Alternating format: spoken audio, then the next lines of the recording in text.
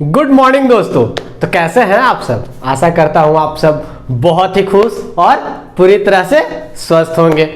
तो आइए दोस्तों, आज हम लोग शुरू करने वाले हैं नया टॉपिक, परम्यूटेशन एंड कॉम्बिनेशन। बहुत इंपॉर्टेंट टॉपिक है जो साइंस लेकर पढ़े हैं तो क्लास 11 में ये जरूर पढ़े हैं, लेकिन हमें उस लेवल का नहीं पढ़ना है, हमें सिर्फ एप्टीट्यूड लेवल का पढ़ना है। तो आइए हम इसे आज शुरू करते हैं। तो इसे शुरू करने से पहले दोस्तों, मैं कौशल कुमार सोनी आपका द इंस्टीट्यूट ऑफ एजुकेशन में हार्दिक अभिनंदन करता हूं।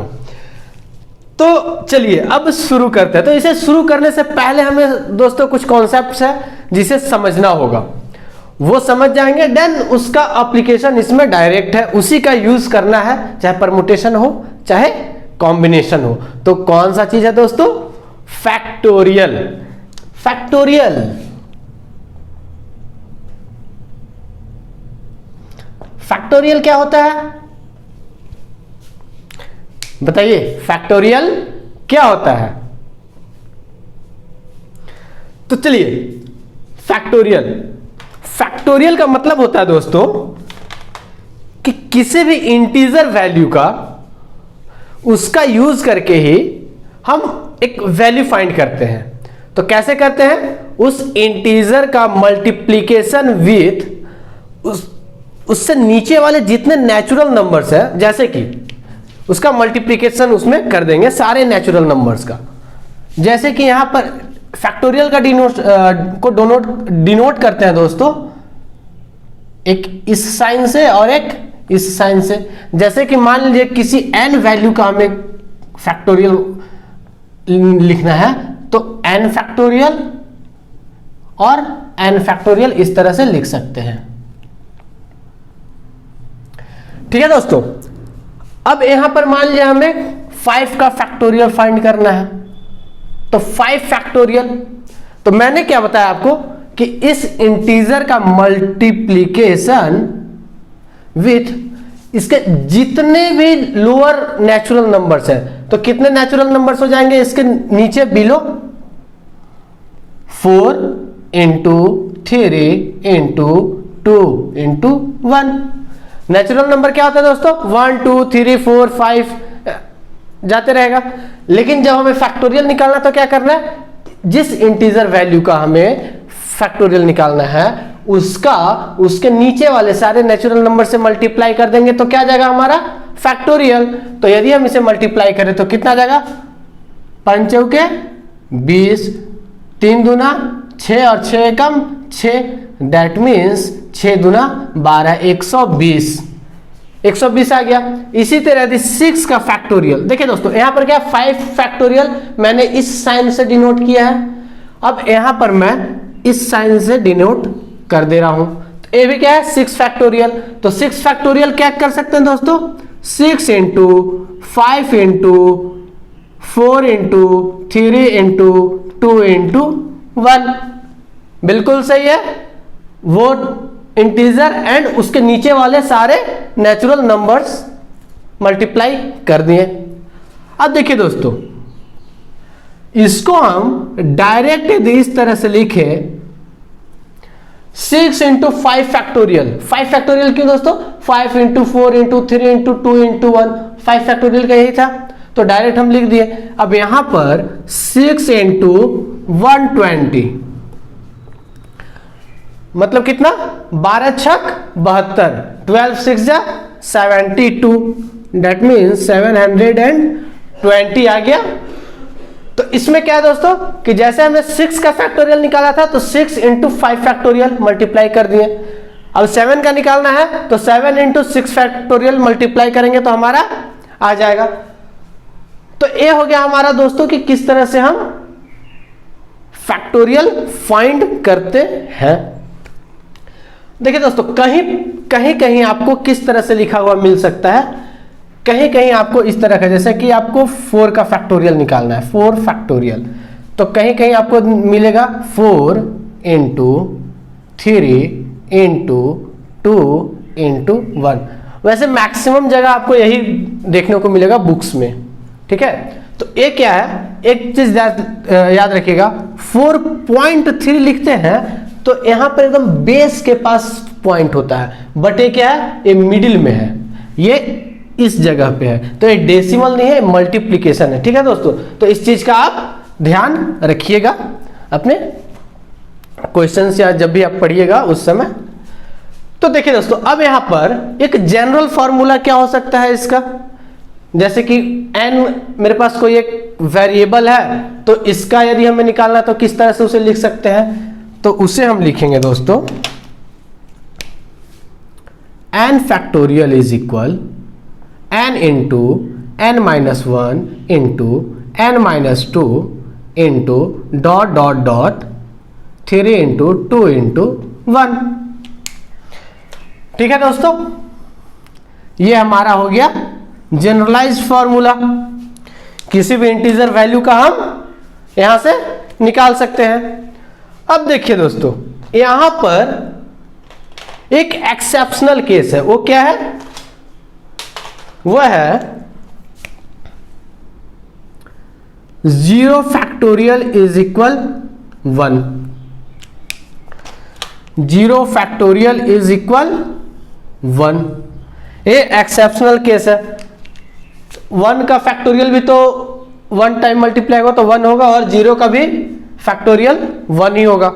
अब ये कैसे आ रहा है, चलिए इसे समझते हैं दोस्तों, क्योंकि इसे समझना थोड़ा इंपॉर्टेंट है। तो देखिए दोस्तों, यहां पर n factorial is equal n into n minus 1 का फैक्टोरियल लिख सकते हैं। n factorial is equal n into n minus 1 का फैक्टोरियल, जैसे यहां पर कितना था 6 इंटू 5 फैक्टोरियल, तो यदि n का वैल्यू हम 6 लिख दें तो कितना हो जाएगा 6 factorial into 6 into n minus 1, that mean 6 minus 1 कितना हो जाएगा 5 फैक्टोरियल। ये फॉर्मूला हमारा सेटिस्फाई कर रहा है। ठीक है, अब यहां पर चलिए दोस्तों 5 का हम निकाल चुके हैं, तो 5 से नहीं हम यहां पर 3 से लेते हैं। ठीक है, 4 का आप निकालेंगे तो 4 इंटू 3, तो फिर 3 से आप, तो n का वैल्यू मैं डायरेक्ट यहां पर n इज इक्वल 3 पुट कर रहा हूं, तो n इज इक्वल 3 पुट करूंगा तो कितना हो जाएगा दोस्तों। अच्छा, इससे पहले मैं इसे एक और थोड़ा सा सिंप्लीफाई कर दे रहा हूं, तो n माइनस 1 फैक्टोरियल को मैं किस तरीके से लिख सकता हूं दोस्तों, n factorial divided by n लिख सकता हूं। इस n को मैंने लेफ्ट हैंड साइड लिया तो n factorial divided by n हो जाएगा। ठीक है, तो n minus 1 factorial is equal n factorial upon n। तो अब यहां से दोस्तों हम लोग अपना प्रोसेस शुरू करते हैं। n इज इक्वल 3, तो n इज इक्वल 3 मैं यहां लिखूंगा, तो 3 माइनस 1 का factorial is equal 3 factorial upon 3। तो यहां पर कितना हो जाएगा दोस्तों, 2 factorial is equal 3 into 2 into 1 divided by 3, तो 3 से 3 गया, तो 2 फैक्टोरियल इज इक्वल कितना आ गया दोस्तों 2। ठीक है, अब यहां पर देखिए दोस्तों, अब मैं n का वैल्यू मैंने यहां 3 रखा था, यहां पर n का वैल्यू मैं 2 पुट कर रहा हूं। ठीक है, तो n का वैल्यू 2 पुट करूंगा तो क्या हो जाएगा 2 minus 1 factorial is equal 2 factorial upon 2। इसी फॉर्मूला में मैं पुट कर रहा हूं दोस्तों, तो यहां पर देखिए कितना हो जाएगा 2 minus 1 factorial is equal 2 into 1 divided by 2, that means हमारा कितना आ गया दोस्तों 1 फैक्टोरियल इज इक्वल 1। ठीक है, 1 फैक्टोरियल इज इक्वल 1। अब यहां पर मैं n का वैल्यू 1 पुट कर रहा हूं,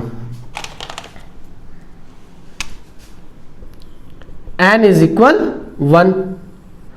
अब ध्यान से समझिएगा दोस्तों, क्योंकि यहीं पर हमें 0 का वैल्यू मिलने वाला है। n का वैल्यू मैं जैसे ही 1 पुट किया तो कितना हो जाएगा दोस्तों n माइनस 1 नहीं, n का वैल्यू मैंने क्या पुट किया 1 factorial is equal 1 factorial upon 1।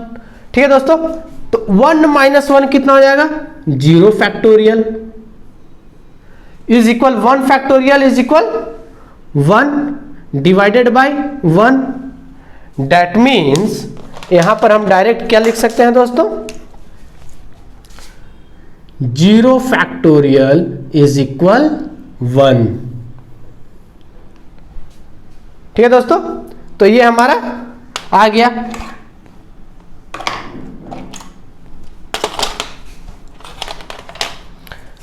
अब नेक्स्ट दोस्तों, नेक्स्ट हम लोग क्या देखेंगे, अब इसमें हम लोग क्या n इज इक्वल 1 तक पुट कर दिए।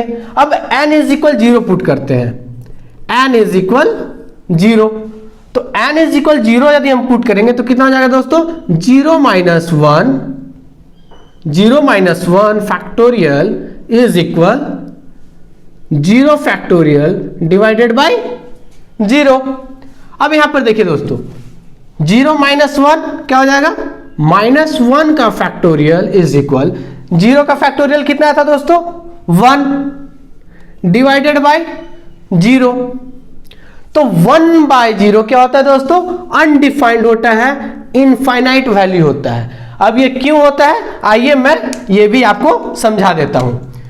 चलिए, डिवीजन तो आप लोग पढ़े ही होंगे और मैं पढ़ा भी चुका हूं। तो देखिए यहां पर क्या है, 0 से डिवाइड कर रहा हूं किसे, 1 को। तो 0 1 जा 0, कितना बचेगा 1, 0 1 जा 0, कितना बचेगा 1, 0 1 जा 0, कितना बचेगा 1। क्या ये कभी खत्म होने वाला है, कभी भी? मतलब जैसा समय है ना वो चलता रहेगा, वैसे ये भी है वो चलता रहेगा, कभी खत्म नहीं होने वाला है। इसका कोई वैल्यू फाइनाइट आने वाला ही नहीं है, इसीलिए इसे क्या बोलते हैं, इनफाइनाइट या अनडिफाइंड। इसे डिफाइन ही नहीं किया जा सकता। ठीक है, तो यहां पर क्या है, -1 क्या गया, -1 का फैक्टोरियल इज इक्वल इनफाइनाइट। अब -1 से जैसे ही आप -2 में जाएंगे, -3 में जाएंगे, तो ये वैल्यू पुट करेंगे, देन फिर आपको वही आ जाएगा। तो माइनस, जितने भी माइनस नंबर्स है, माइनस इंटीजर्स है, ठीक है, तो उनका क्या है, फैक्टोरियल डिफाइंड नहीं है। ओके दोस्तों, तो यहां पर दोस्तों देखिए, 1 factorial, 0 factorial is equal 1, 1 factorial is equal 1, 2 factorial is equal 2 into 1 2, 3 factorial is equal 3 into 2 into 1, that means 6, 4 factorial is equal 4 into 3 into 2 into 1, that means 4 3 12, 12 दूना 24, 5 फैक्टोरियल दैट मीन्स पूरा आया है 120, 6 फैक्टोरियल 720, 7 फैक्टोरियल, 7 फैक्टोरियल मैंने आपको क्या बताया दोस्तों, 7 into 6 का फैक्टोरियल, तो कितना हो जाएगा, 7 दूना 14 का 4 बचा 1 और 7 7 49, दैट मीन 7 7 जा 49, 49 प्लस 1 50 एंड ये 0। ठीक है, तो 7 तक या 8 तक भी आप फैक्टोरियल याद कर लीजिए। तो 8 का निकालना तो कैसे करेंगे, 8 चौके 32 का 2, 0 से 32, 8 पचे 40। तो देखिए दोस्तों, यहां पर मैं आपको रिकमेंड करूंगा कि आप 0 से 8 तक, 7 तक, या यदि आप याद कर सकते तो 8 का भी याद कर लीजिए। ठीक है, तो इतना आपको फैक्टोरियल याद होना चाहिए कम से कम। ओके दोस्तों, तो फैक्टोरियल का जो कॉन्सेप्ट था हमारा यहां पे खत्म होता है। इसमें मैंने आपको क्या क्या बता दिया, फैक्टोरियल क्या है, इसे क्या कैसे डिनोट किया जाता है, देन 0 फैक्टोरियल 1 क्यों होता है वो मैंने आपको डिफाइन कर दिया यहां पर। ठीक है दोस्तों, बता दिया।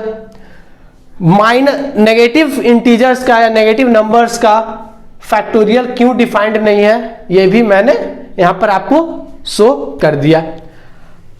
और बच गया फ्रैक्शन नंबर, जैसे 1/2, 5/3, 3/5, तो ये सभी नंबर्स का फैक्टोरियल डिफाइंड नहीं है।